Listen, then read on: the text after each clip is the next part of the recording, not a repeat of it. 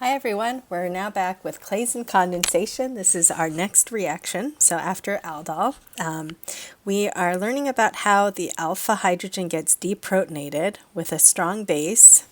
So ethoxide will come in and make an enolate here.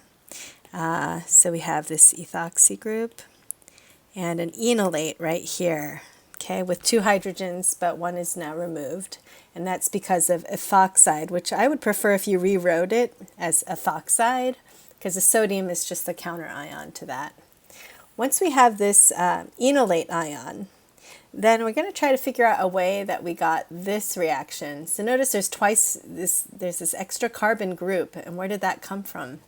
So just like with aldol, it actually came from two of these reacting together. So let's draw a second one. I'll just put it in a different color. And I'm going to just flip it backwards like that. Okay, so here's another ester. And so what will happen is this will be the electrophile for this nucleophile.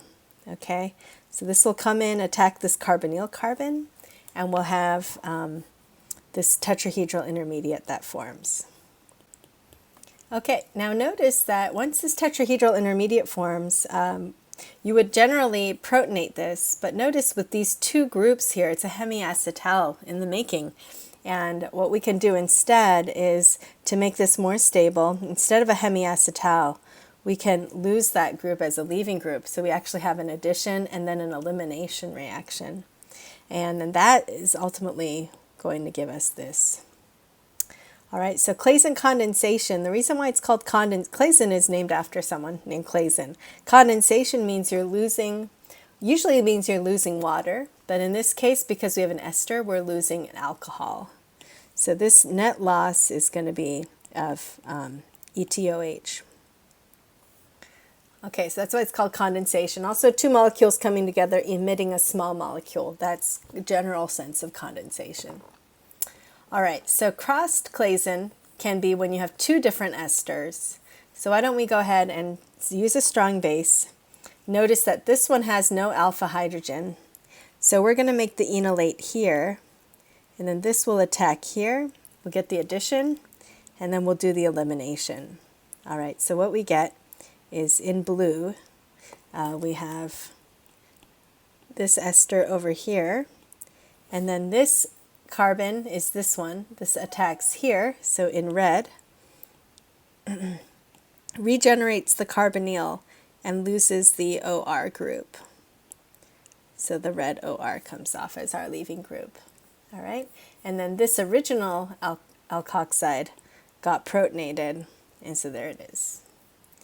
Okay, but our main Claisen condensation product is this, and it's called a crossed Claisen or mixed Claisen. All right, that's from two different esters. So now we see that this one is using LDA as a strong base. Remember, LDA is lithium diisopropylamide, and so it's this with the lithium counter ion, which that part doesn't matter so much. So this is our strong base instead of alkoxide ion. But anyway, we make the enolate, probably greater amount of enolate because this is stronger base than that one. Once we make the enolate though, we can add this ester dropwise to this, and that way we can control, because here we have two possible alpha hydrogens. So if I just had this and this together, different esters in the same vial, then the base can react with either of them. But by having the base with one of them, then adding this one dropwise, I have it so that this will be the electrophile and this will be the nucleophile. And so I'll get control over which one is nucleophile and which one's electrophile. Okay, so in this case, I'm going to favor formation of this one product. So I'll favor formation of this one product over the opposite where this attacks here. Okay. So what side product could be formed if I had these two mixed together, or if I didn't direct or control this reaction? Well, then this one over here could have been deprotonated, form the enolate. It could then attack itself, or it could attack this. And when it attacks that, it's going to form, let's see, I'll show you the mechanism. It would attack here, and then we could get that instead. So, all right, notice all these reactions, you end with a beta keto ester. That is, this is an ester from the original ester, and then you have an alpha beta, beta keto, rather than a beta hydroxy. And it's an ester rather than an aldehyde and ketone. So that's the difference between this and the aldol. It's just different functional groups involved.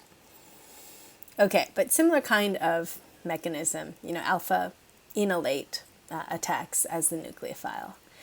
All right, so in this one, you have a diester, so a molecule with two ester groups within it. So we're going to do an intramolecular Claisen, and that has a special name called the Dieckmann cyclization. So see if you can figure out what's going on here. Here I have carbon 2 is my alpha, and it attacked carbon 6, which lost the ethoxy group. Okay, so 2 attacked 6. So here's where my enolate formed. It attacked here. This went up, this went down, and this got kicked out. All right, and that's just based on my numbering. I could also alternatively deprotonate at 5, make the enolate there, attack 1, and just number this differently. All right, so let's show electron pushing arrows to explain how this is formed from this. So first we need to have a strong base, right? So we need some kind of a base. And the base that you would want to use is the same base as what this ester group is. That is, I want to use some kind of ethoxide.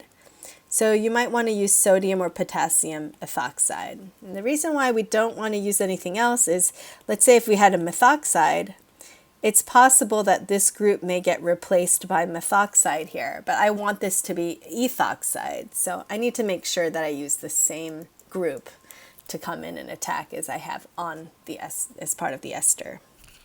All right, so for this one, that's the base I would need, and notice this is going to react with itself to give me this. Here, what's the base that I want to use? I think you see that I want to use the same kind of base as this, although this is a pretty terrible nucleophile, so it's probably not likely that it's going to come in. But this is potassium tert butoxide, or sodium or lithium or whatever counterion you want to use. So KOTBU is fine there, or you can draw it out like that.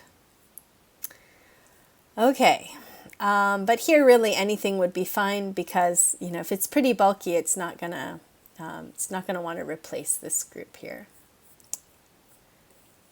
All right, so the major product, if these undergo Claisen condensation, why don't we do one of these together? So I'm going to assume that we're using strong base. I'm going to assume that we're using ethoxide. So that means I'm going to make the enolate first. Ethoxide will grab a hydrogen, alpha hydrogen, and then I'll use another one of these molecules, like that. Okay. And this will attack here. All right. Okay, so I'm going to do substitution, addition, and then elimination. So that means I'm going to draw this product. So here's my original molecule.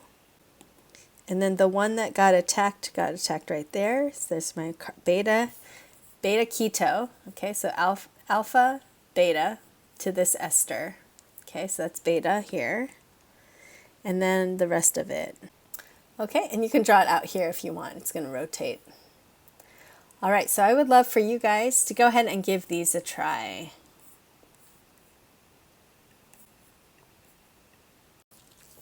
So here's what I get. I get my original molecule, which I showed in blue, and then I get a new bond from the alpha carbon of one to the carbonyl of the other. And here's where the OMe group got lost, and then here's the rest of my R group. Okay, and same thing here too. Here's my original ester, and here's the beta keto with the R group attached. And just make sure you have the right number of carbons. Okay, Dieckmann cyclization means that we're going to do an intramolecular reaction. So I'm going to picture one of these. It's symmetrical, so it doesn't matter. I'm going to get the same product either way. Let's say the enolate forms up here. Then I'm going to attack here. And then it's going to kick that out. Now, normally if I'm showing a mechanism, I won't do all these arrows at the same time. I'll just do the first two, and then I'll show the product, and then I'll show the next two arrows, and then I'll show the intermediate and then the product. Okay, but you guys know what I mean. This is third quarter OChem. So, okay. So notice, what kind of ring am I going to form? This is going to close in. So this will be 1, 2, 3, 4, 5, 6. That'll be a 6-membered ring, believe it or not. So 1, 2, 3, 4, 5, 6, 7. Actually, 7-membered ring, because it would have to be attacked here to be a 6-membered ring, right? So it's 7. So I'm going to expand this out to a 7-membered ring. And if you're not sure, you can always number your carbons as well. So this will be 1, 2, 3, 4, 5, 6, 7. Back to 1. Okay, so here's where that 1 attacked here. So this became my double bond O, and then this will be attached to the ester group. And that's it.